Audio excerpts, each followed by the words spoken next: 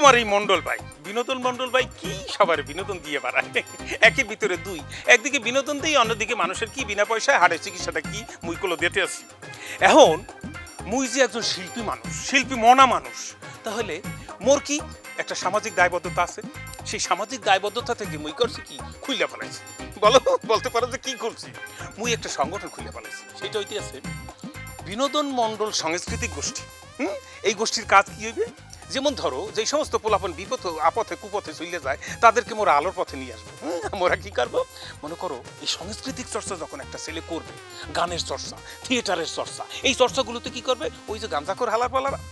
ওই যে গাঞ্জাখোর ছেলেফেলেগুলো আছে ওরা কিন্তু গাঞ্জা মদ ওই নেশা সাইডে দিয়া এই নেশায় চলে আসবে তাহলে কি হইলো ওরা ভালো নেশাটা এই নেশাটা করলে কি হইবে দেশ ও দশের কাছে মঙ্গলে আসবে এবং এর মধ্যে দিয়ে যদি কোনো একটা হালার ফালা যদি ওই যে একটু প্রতিভা বিকাশ করে ফালায় তাহলে কি আঘাত ছুটে গেল মঙ্গল করতে যাইতে ওদের আর কি ভিসা টিকিট লাগলো না